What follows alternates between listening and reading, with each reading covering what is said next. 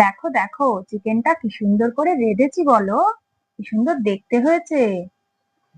সবই তো ঠিক আছে। এত ভাও না খেয়ে এবার কিভাবে রান্নাটা করলি সেটা একটু বলতো দেখি। আরে তুমিই তো রেসিপিটা বলেছো, তুমি জানো না কিভাবে রেঁধেছি? হ্যাঁ জানি, তাও দেখি তুই কিভাবে করলি একটু শুনি আমি। ওই তো প্রথমে কড়াইতে সর্ষের তেল গরম করলাম, কড়াই না আমি নিয়েছিলাম লোগান, এটা কড়াইতেও করা যায়। তো সর্ষের তেলটা একটু বেশি করেই গরম করতে হবে, হাত দিয়ে দেখে নিতেও হবে একবার। তারপরে এর মধ্যে দিয়ে দিতে হবে তেজপাতা আর হচ্ছে শুকনো লঙ্কা ফোড়ন দিতে হবে। শুকনো লঙ্কাটা তুমি আমাকে একটা দিতে বলেছিলে, কিন্তু আমি দুটো তিনটে দিয়ে দিয়েছিলাম। ঝালটা একটু বেশি হয়েছিল বোধহয় না? হ্যাঁ একটু বেশি হয়েছিল। হুম। আর এই গোটা গোটা বড় এলাচ আর হচ্ছে দারচিনি, আর তার মধ্যে একটু গোলমরিচ, গোটা গোলমরিচও দিয়েছিলাম, যেমন তুমি বলেছিলে সেভাবেই। তারপরে দিয়ে দিয়েছিলাম পেঁয়াজ কুচিগুলো, পেঁয়াজ কুচিটা কিন্তু অনেকটা লেগেছে বলো। হ্যাঁ পেঁয়াজ কুচিটা একটু বেশিই লাগে এই হুম। চিকেনটাতে। প্রায় আমাদের চিকেন কতটা ছিল জানো? আমাদের চিকেন ছিল প্রায় 2 কেজি 250। তাহলে 2 কেজি 250-তে আমরা মোটামুটি 6 থেকে 700 হুম, পেঁয়াজ আমরা বেশি দিয়েছি, বেশিই আরো হবে। বেশিই হবে। হুম। তা আপনারা আন্দাজ করেই দেবেন পেঁয়াজটা। তাই ও পেঁয়াজটা এবার ভালো করে তেলের মধ্যে সাঁতলে নিতে হবে, নিয়ে তারপরে আমরা দেবো হচ্ছে একটু নুন।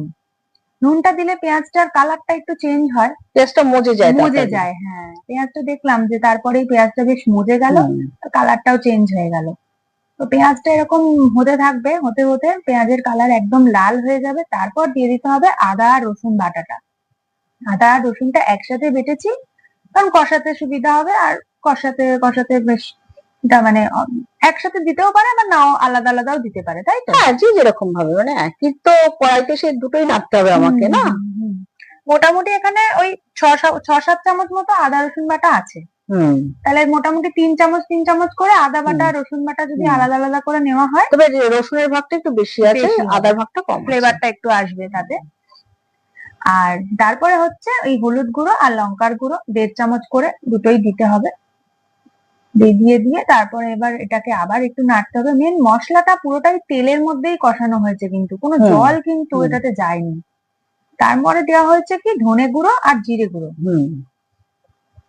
ধনে গুঁড়ো জিরে গুঁড়ো দিয়েও তারপরে এটাকে ভালো করে একটুখানি কষিয়ে নিতে হবে, মানে একদম মশলাটা যাতে করে ধরে না যায় নিচে। তোকে যে আমি বলেছিলাম চিকেনটাকে ম্যারিনেট করে রাখতে, তুই কি সেটা রেখেছিলিস? হ্যাঁ হ্যাঁ, চিকেন তো ম্যারিনেট করাই ছিল, চিকেন কি তো কি দিয়ে ম্যারিনেট করলি শুনি। চিকেন হচ্ছে টক দই আর লঙ্কা গুঁড়ো আর হলুদ, এই দিয়ে তো আচ্ছা তুমি আচ্ছা বললে আচ্ছা, ম্যারিনেট হ্যাঁ হ্যাঁ করতে, হ্যাঁ তাই না? হ্যাঁ হ্যাঁ। এই দেখো মশলাটা কিন্তু কষানো হয়ে গেছে। হুম। এইবার মশলা যখন তেল ছাড়ছে তখন দিয়ে দিতে হবে টমেটোটা, টমেটো হুম। বাটাটা মানে টমেটো পেস্ট। হুম।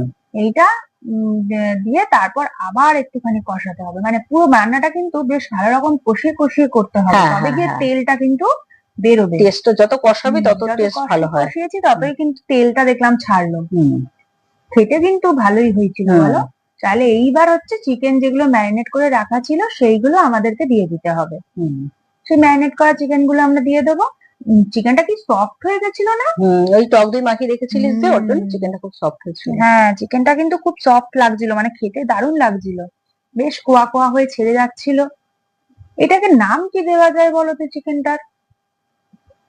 যেহেতু তুই এর মধ্যে ধনেপাতা কাসুরি মেথি দিয়েছিলিস, হুম। সেহেতু তুই হারিয়ালি, এটা যেহেতু হারা হারা রং, হারিয়ালি বলতে পারিস। হারা হারা দাম, কিন্তু আবার দেখো এর মধ্যে কিন্তু টক দইও দিচ্ছি, হুম। আবার এটার মধ্যে তোমার ঘিও একটু গেছে। হ্যাঁ মোটামুটি সবই তাহলে গেছে এবার এর মধ্যে। সেটাই আমি ভাবছি যে এটা কি নাম দেওয়া যায়, আমি নামটা এখনো খুঁজে পাচ্ছি না। ঠিক আছে, না হয় পোস্ট করার সময় নামটা বলে দেবো। তো এটা আবার চিকেন গুলো ভালোভাবে দিয়ে তারপর আস্তে আস্তে করে এগুলো মেশাতে হবে হুম। মশলার সাথে, তখন হ্যাঁ কিন্তু গ্যাসের আঁচটা ডিম একটুখানি থাকবে। ধিমি করে দিতে হবে, হুম। মানে একদম ধিমি না, একটু যাতে বেশি থাকে, যাতে চিকেনের মধ্যে এগুলো ঢোকে।